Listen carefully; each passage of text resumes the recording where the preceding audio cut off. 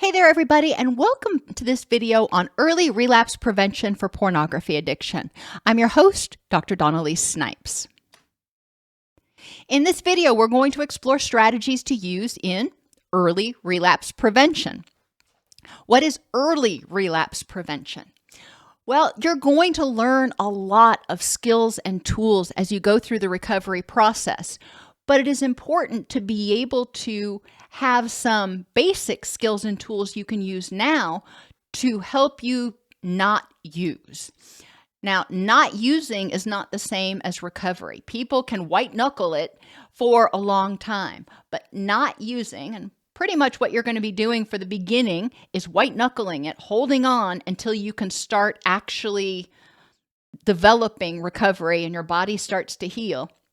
These tools can help you through that process. During this first phase of recovery, you are stopping problematic use. Physically, your dopamine and other hormones and neurochemicals are likely to be inadequate. You have been flooding your brain with these chemicals. It's gotten used to the flood. Now you're going, nah, not going to flood it anymore. Deal with what you got. And the body, it takes time for the body to get the message and then to adjust to it. So initially, you're going to feel bad, for lack of a better word.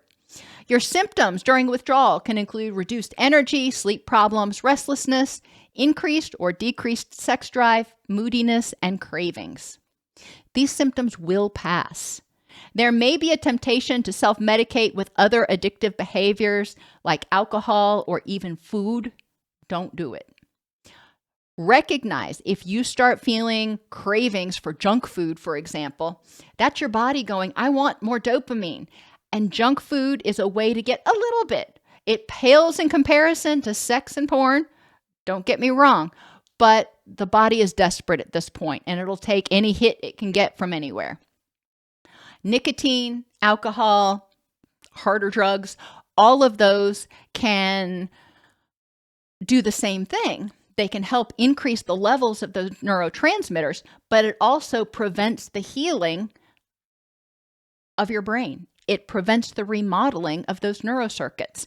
So you really don't want to substitute one addiction for another. Instead of monitoring the symptom, I encourage people to monitor the solution. So instead of monitoring my irritability, I'm going to monitor my mood, how good I felt, how happy I was. It's a slight semantic difference, but it helps you focus on progress forward instead of staying stuck on what's wrong. So how well did you sleep? How is your energy, or how is your mood? And you can use what we call a Likert scale. And I anchor mine so you are clearly aware of what each number means. Number 1 is awful. Number 2 is okay. Number 3 is good. And number 4 is, oh, great. I slept like a baby. Okay, so you can see that there are qualitative differences in these, and that will help you more accurately rate yourself. In the first 2 weeks of recovery, expect each one to average about a 1.25. So generally, you're going to be a 1 or a 2 every single day. And then when you take that and divide by 7, you end up with something around 1.25. That's the way it's going to be. And that's not unexpected. It will get better. And that's why you monitor, so you can see it move from 1.25 to 1.5. Yeah, it's not a huge move, but it's a little better. You can see it move all the way up to where you're at a 2. And woohoo, there's one day you got a 3 in there. That's awesome. What you're looking for is baby steps, incremental improvement to let you know that your brain is rebuilding. After a hurricane, all the houses that were built and wiped out are going to have to be rebuilt. They weren't built in a week. They're not going to be rebuilt in a week. It's going to take time. A reasonable goal for the end of the first month of early recovery is an average of 1.5 for your most notable symptoms. And I know that doesn't sound great. However, I want to be honest with you about what my experience has been over the past 20 some odd years working with people. After the first 30 days, most people are not feeling great. So it's important to recognize that. Triggers are things that lead to a thought, feeling, or behavior. For example, computers, lingerie, or explicit television are triggers for porn use. They trigger the thought of, hey, maybe I could go watch porn. Your kids being in the gym, a picture of your mom, your vision board for your rich and meaningful life. Hopefully these trigger something else.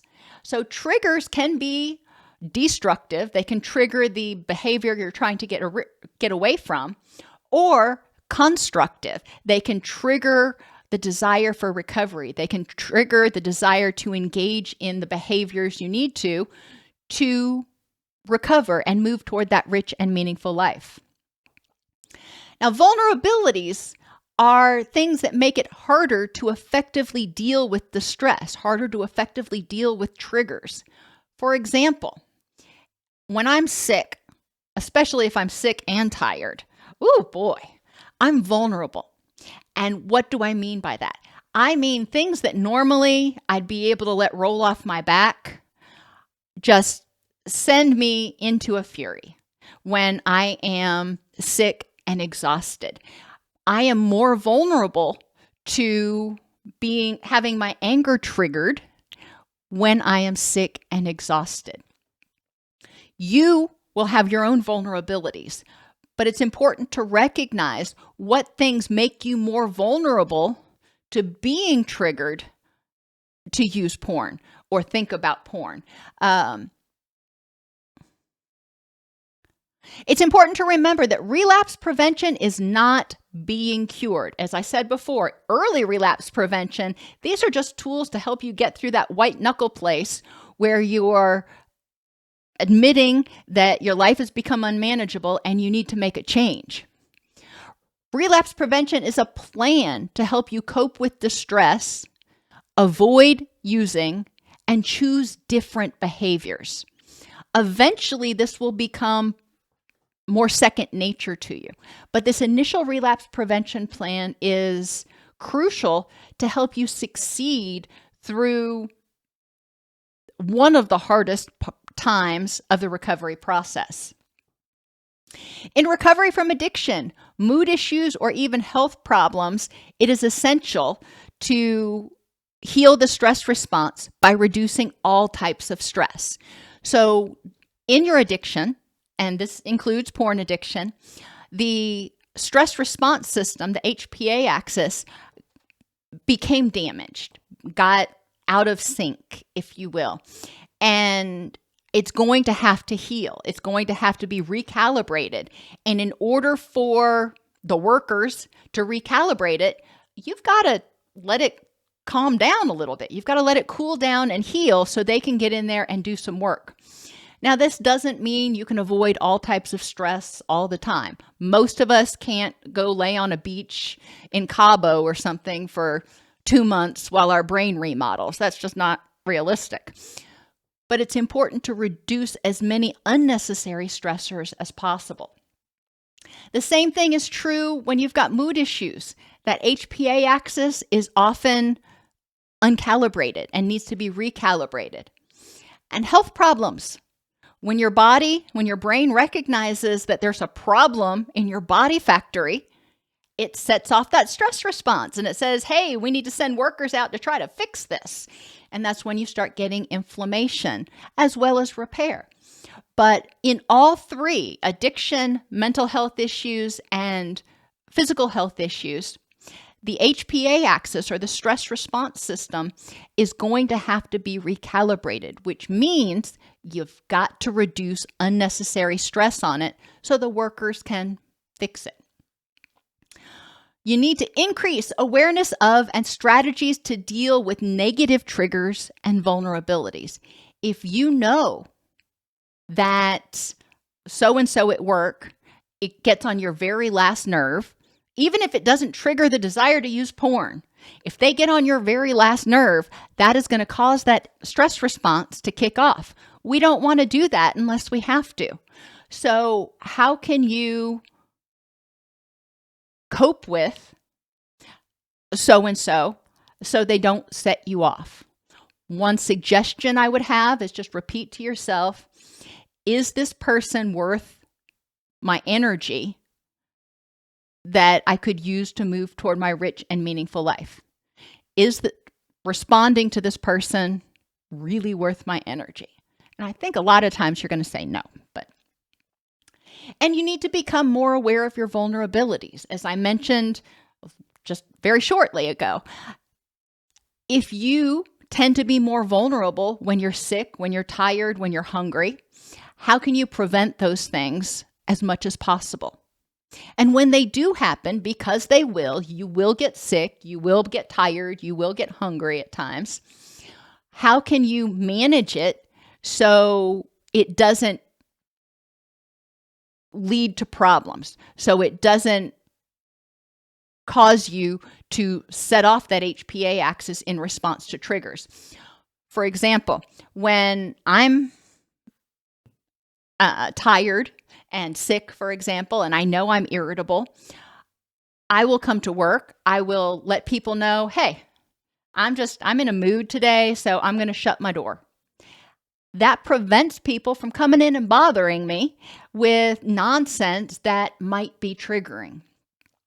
And you can do that with your family too. You can say, hey, y'all, I'm feeling irritable, or I've got a headache, or whatever you want to say. I need some quiet time. It doesn't have to do with you. I need some time because I'm feeling kind of icky. And even kids understand that. Maintain a regular schedule. Don't be going to sleep at 2 a.m., then 8 p.m., and taking 2-hour naps during the day. That will really wreak havoc with your system, and it will slow down remarkably the recovery process. So maintain a semi-regular schedule. I mean, if you normally go to bed every night at 10 and one night you stay up till 12 because you're playing cards with friends or something, sure. Okay, that's not a big deal. Just don't make a habit of it. That's a one-off, if you will. Address any sleep hygiene issues. Being in bed for 8 hours doesn't mean you're getting good quality sleep. And in order for your brain to heal itself, you need that quality sleep. Additionally, if you don't get that quality sleep, guess what's going to be triggered? That stress response. Your brain's going to say, hey, I don't want you to feel sleepy when you're driving or running away from that hungry lion, so I'm going to give you a little extra oomph for the day. And that is those excitatory neurochemicals that had caused the damage during your addiction. We want to try to avoid that. Eat a healthy diet to give your factory the materials it needs to repair itself. And I know I've said this in other videos, but it bears repeating because people too often think that all they've got to do is stop using and, change their attitude, and that's it. That's not it. Most people who have physical health, mental health, or addiction issues also have some really crappy physical health habits.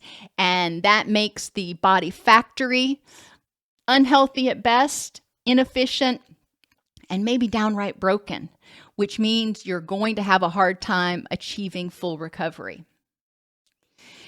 Now, in terms of orgasm, I get asked about this a lot.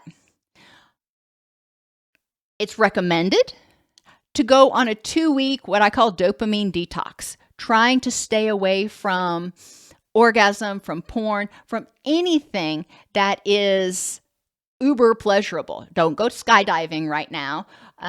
This is not the time. Give your brain 2 weeks to just really rest as much as possible.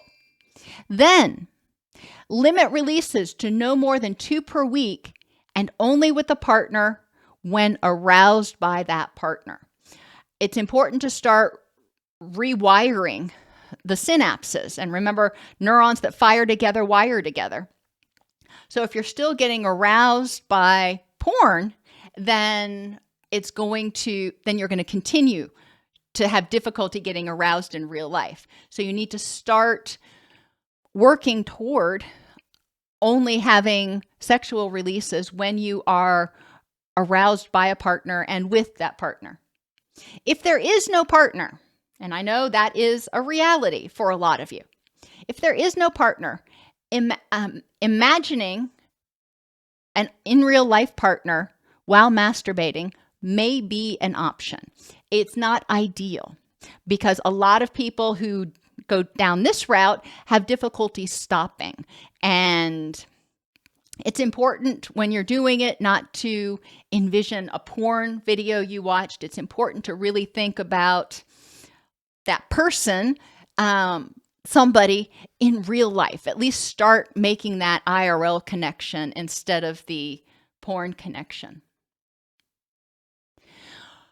Limiting and prohibiting access so you are not using all the time. Supervision when you're at home, staying in the same room as other people. When you're at the gym and you're in the locker room, you're not going to be doing that. So that's another time. What you're looking for, you're going to ask yourself, where are places and what are times when I am not tempted or I'm not able to engage in this behavior? So spending time at the gym, spending time around other people at home, spending time at work, all those things. When you're in the shower, you may choose to wear swim trunks. It's not going to do everything, but it can help some. And ideally, stand with your back to the shower so you're not getting stimulation on your genitals. Some people opt for chastity devices, and if you do, my recommendation is a metal one because the metal ones prevent you from some of the workarounds that are available. And I'm not going to tell you about those workarounds because you don't need that information. But the metal ones make it a lot more unpleasant. If you wear a chastity device, you may have a key holder, whether that's a friend who is willing to hold this key for you, or a partner who's willing to hold the key for you and only give it to you when, at certain times. If you don't have a key holder, you can put it in an ice block. And I mean a big ice block, not just a little ice cube that'll melt in an hour. Put it in get a 32-ounce glass, a big gulp, and fill it with water. And then attach the key to a string and dangle it down in there about halfway. So it takes a long time, several hours, for that key to defrost in order for you to get at it. That gives you a lot of time to think about, is this what I want to do? Now, of course, you can melt it faster with a hairdryer or something else. That is your choice. But if you're engaging in this process, my belief is that you don't want to use. So once you start having that urge, then you're going to try to figure out, well, I can't access the key. What can I do instead? And that's when you start going to the gym or calling a friend or going to a meeting. You can also store the key in a safety deposit box. That makes it easier too. What happens if you have some sort of emergency on the weekends? It could happen. And you can cut these devices off with a pair of cutters if you really need to. And, that's the thing. Ultimately, if you really want to engage in the behavior, you're going to find a way to do it.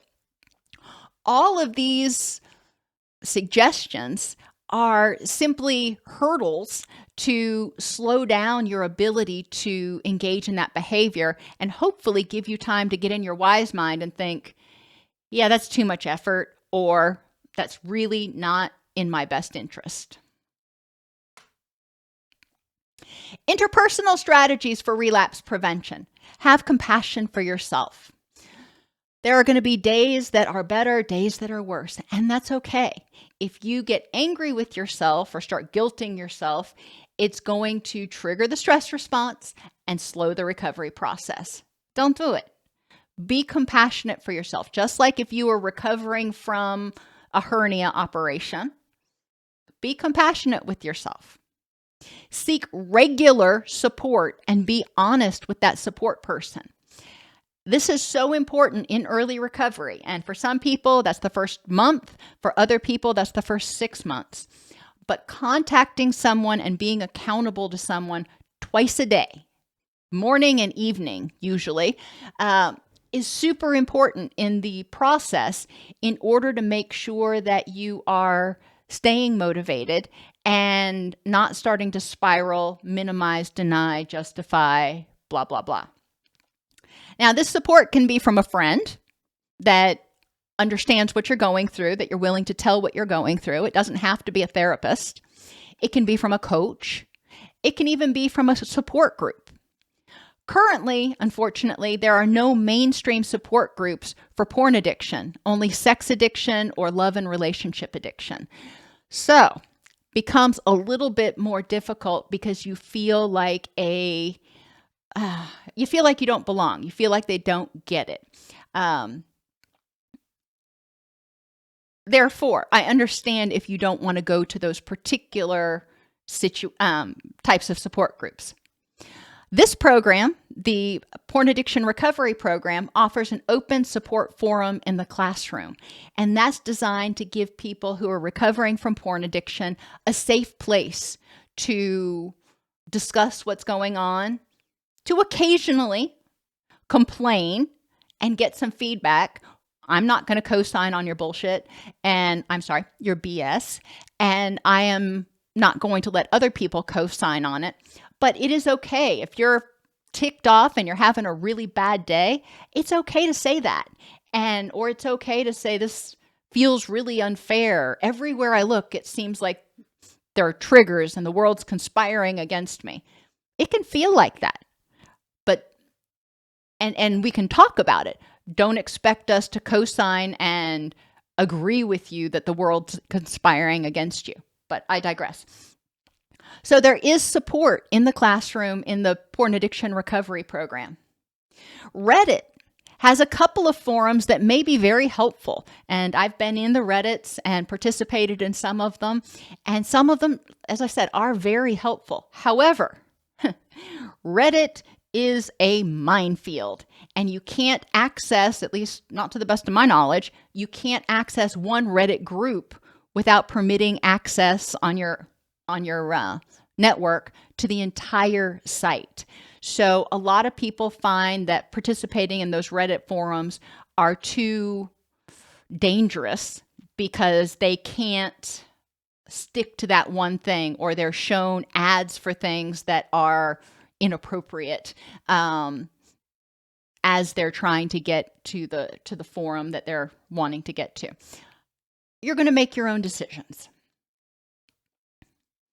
Emotional strategies. Recognize anger and irritability as your body's response to stress and your body's response to your hormone and neurotransmitter imbalance. It will get better, but right now it's kind of like if you have a first-degree burn and all those nerves are raw, everything seems more painful. Everything seems more threatening or stressful. And that's okay.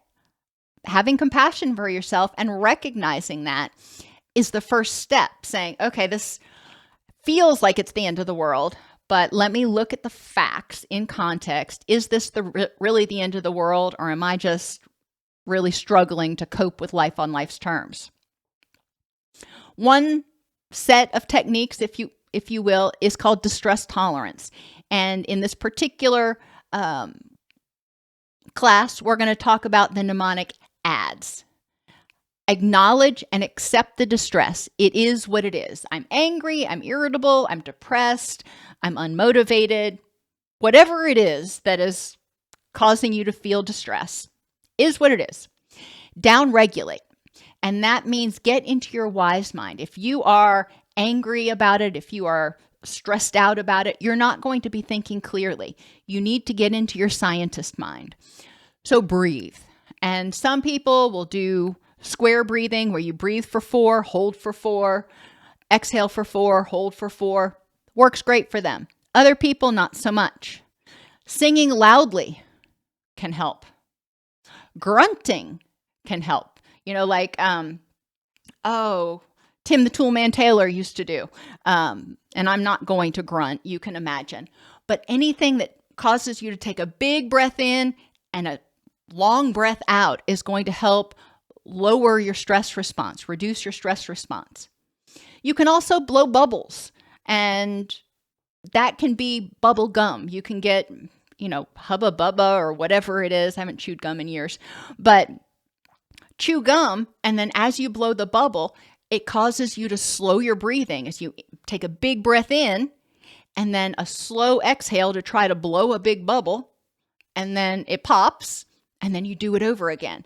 But that actually triggers what we call your vagus nerve, which will help you down-regulate your stress system. So you acknowledge and accept is what it is.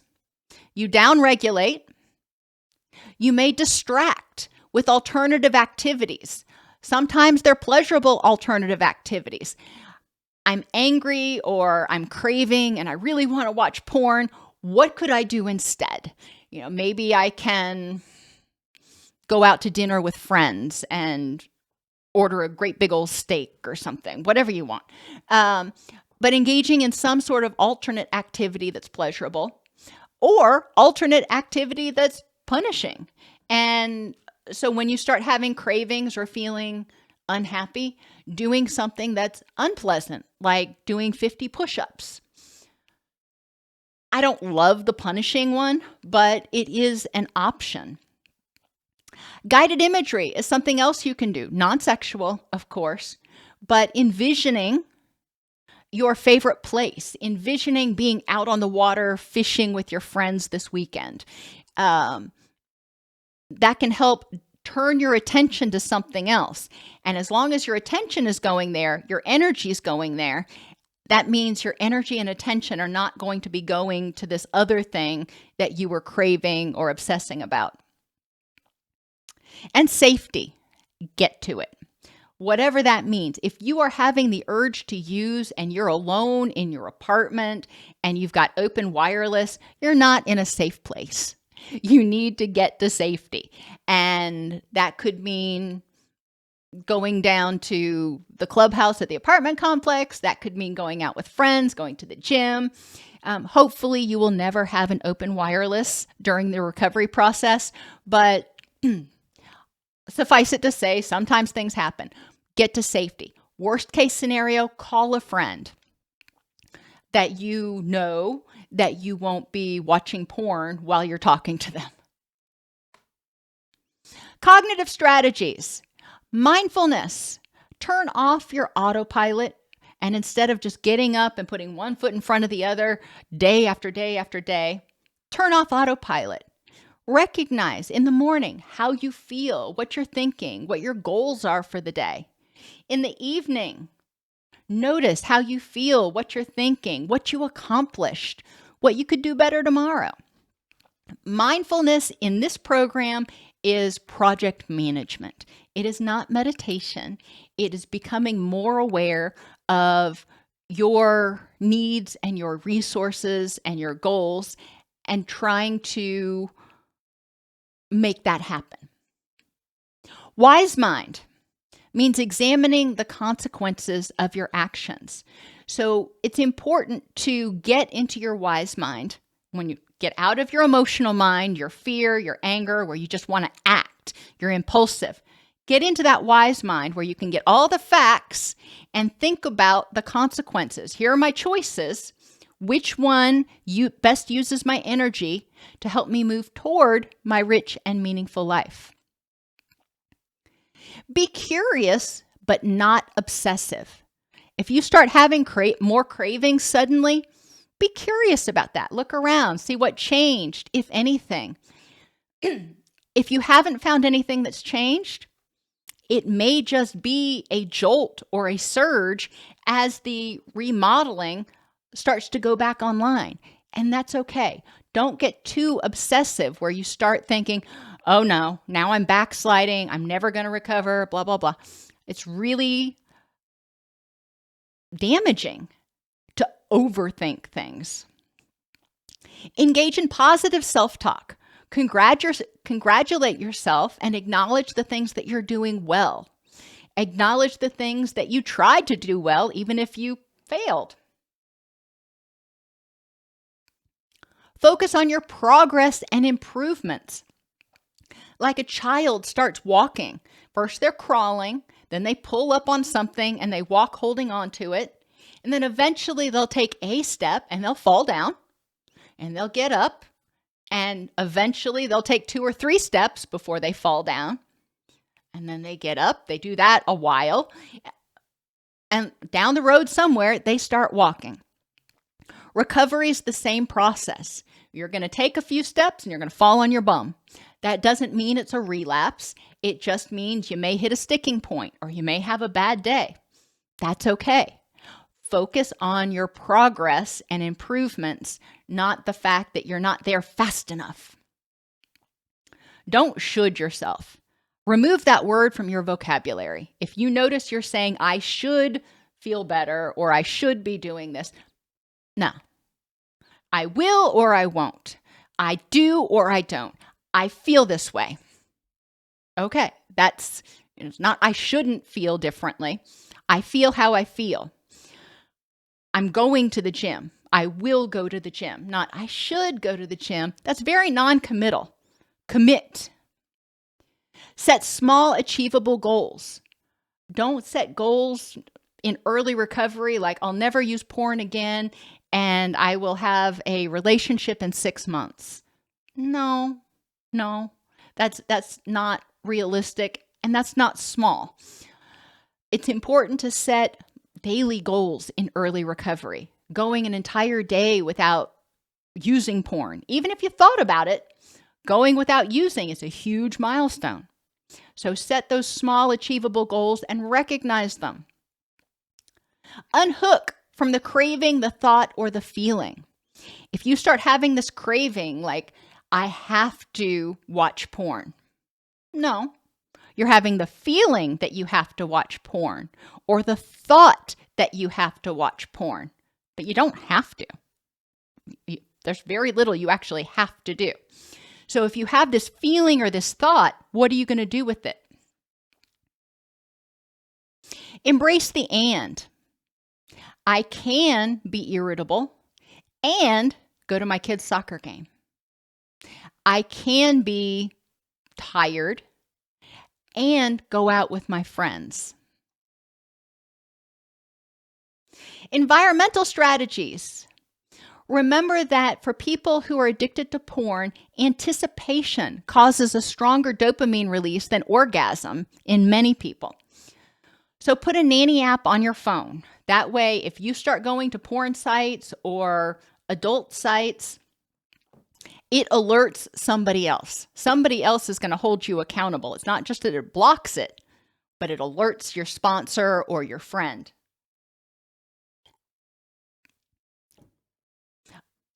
Another thing that I found recently playing games on my own phone is some of the ads they've been serving me have been wholly inappropriate and would be extraordinarily triggering for somebody with porn addiction. So you may have to forego playing with apps on your phone unless you can figure out a way to selectively block ads. Avoid connected digital devices as much as possible. And what I mean is digital devices that are connected to an open wireless account where you can access, even if you've got a nanny app, if you can access some of those sites, it can be really tempting. And that temptation causes stress, and that stress slows down the recovery process. Block triggering sites, including social media, YouTube, and Twitch. I know some people are going, but Twitch. Well, we all have to make choices. And if you can handle Twitch, fine. But I have seen that there is a fair amount of triggering material on Twitch as well. Have a friend change the password to your internet once you have your firewalls and safeguards in place, and they know the password, but you don't. To be extra safe in case you have a falling out with them, have them write the password down on a piece of paper and put it in your safe deposit box that you can't access, easily. Yes, you could look at it, but again, ultimately, you've got to make some choices and be responsible for some of your own choices. Remove sensory triggers in your home, car, or office. If there are certain smells or sights, take them down. Take down the nudie calendar, take down whatever. And then add competing stimuli for unavoidable triggers. Like I mentioned before, your computer. Most of us have to be on the computer at least part of the day. So how can you make that less triggering? Well, you can have the desktop picture be a picture of your mom. That's a mood killer right there. Or your grandma or Jesus or something that you look at it and you go, yeah, no, not going to go to the porn site right now. Change your bedtime routine. If you are used to going to bed at 10 o'clock and watching porn from 10 to 12 in order to get sleepy, you're going to need to change your bedtime routine. You may need to even start sleeping somewhere else, at least temporarily, whether it's in another room in your house or even in the living room. Some people in early recovery find their bedroom too triggering because that's where they watch their porn. Move the computer to the living room, assuming you've got roommates. And if you don't have roommates, keep the blinds open when you're awake, even at night, so people can see in. And then you're going to be hopefully less likely to watch porn and engage in edging and masturbation. Early relapse prevention is about preparing to begin the recovery process. You'll be developing tools to improve your distress tolerance, resist using again, create a safer, less triggering environment, recondition stimuli that are associated with pleasure, and help your body start to heal.